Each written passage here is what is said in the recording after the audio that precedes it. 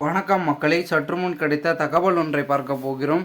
சசிகலாவின் காலில் மீண்டும் விழுந்த முக்கிய புள்ளி, திடீர் தகவல். இந்த ஒரு தகவலை பற்றி தான் நாம் பார்க்க போகிறோம். தகவலை பார்ப்பதற்கு முன்னதாக நீங்கள் நம்மளுடைய சேனலுக்கு புதிய பார்வையாளர்களாக இருந்தீர்கள் என்றால் மறக்காமல் நம்மளுடைய சேனலை சப்ஸ்கிரைப் செய்து வைத்துக் கொள்ளுங்கள் மக்களே. தற்பொழுது அனைத்திந்திய அண்ணா திராவிட முன்னேற்ற கழகம் இயக்கத்தை உருவாக்கியவர் புரட்சித் தலைவர் எம்ஜிஆர் அவர்கள்.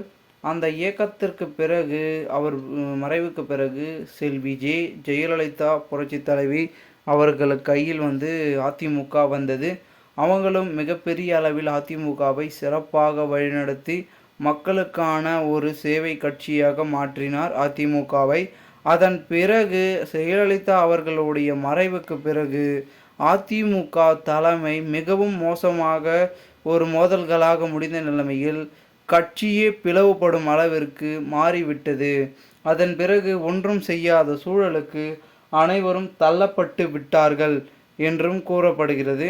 இந்த ஒரு சமயத்தில் அனைத்தும் பெரும் விதத்தில் இருந்து கொண்டிருந்தாலும் கூட, தற்பொழுதை பொறுத்த வரைக்கும் அடுத்தடுத்து நடக்கக்கூடிய விஷயங்கள் ஒன்றொன்றுமே மிகவும் ஒரு மாற்றத்தை ஏற்படுத்துமாயின், ஏனென்றால் தற்பொழுது நம்முடைய சசிகலா அவர்களுடைய கையில் வந்தது நம்மளுடைய ஜெயலலிதா மறைவுக்கு பிறகு.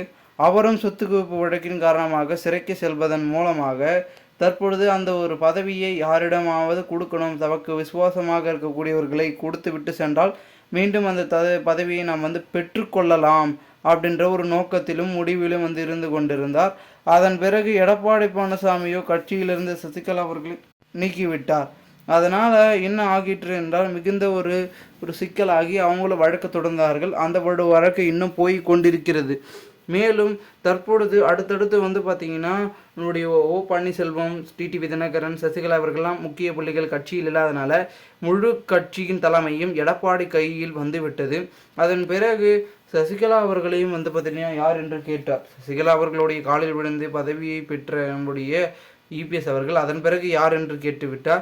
ஸோ அந்த அளவிற்கு பார்த்திங்கன்னா பதவி வந்தவுடன் ஆள் மாறிவிட்டார் அப்படின்ற சொல்லும் அளவிற்கு அவருடைய செயல்பாடுகள் இருந்ததன் காரணமாக தற்பொழுது நம்மளுடைய இபிஎஸ் அவர்கள் அடுத்த கட்டமாக பார்த்திங்கன்னா மீண்டும் சசிகலாவை நாடி, சசிகலாவை தேடி பார்த்திங்கன்னா செல்வதற்கான வாய்ப்புகளும் அதற்கான சாத்தியக்கூறுகளும் மிகவும் அதிகமாகவே இருக்கிறது என்று பார்த்திங்கன்னா கூறப்படுகிறது. இல்லை என்றால் தற்பொழுதை பொறுத்த வரைக்கும் மிகப்பெரிய அளவில் பார்த்திங்கன்னா பேசும் பொருளாக மாறுவதற்கான வாய்ப்புகள் இருக்கிறதா அப்படின்னு கேட்டிங்கன்னா, ஆமாங்க இருக்கிறது. அந்த அளவுக்கு சூழல் என்பது தொடர்ந்து நடைபெற்று கொண்டிருப்பதாகவும் கூறப்படுகிறது.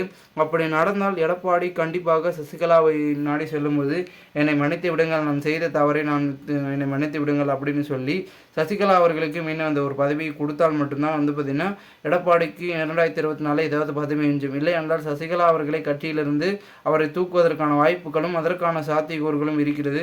ஏனென்றால் மீண்டும் சசிகலா அவர்களும் ஓபிஎஸ் அவர்களும் டிடிவி தினகரன் இவர்கள் எல்லாரும் ஒன்று நின்று கையாளப் போகிறார்கள் என்று தெரியப்படுகிறது. ஸோ அப்போ எடப்பாடியின் நிலைமை என்னவாகும் என்பதனை பொறுத்திருந்து பார்க்கலாம். ஜூன் 4ஆம் தேதி தெரிந்துவிடும் என்னவாக போகிறது, என்ன மாதிரியான விஷயங்கள் என்பதனை. மேலும் இதுபோன்ற நீங்கள் அரசியல் சார்ந்த நிகழ்வுகளாம் தினசரி தெரிந்து கொள்ள சேனலை சப்ஸ்கிரைப் செய்து வைத்துக் கொள்ளுங்கள். நன்றி, வணக்கம்.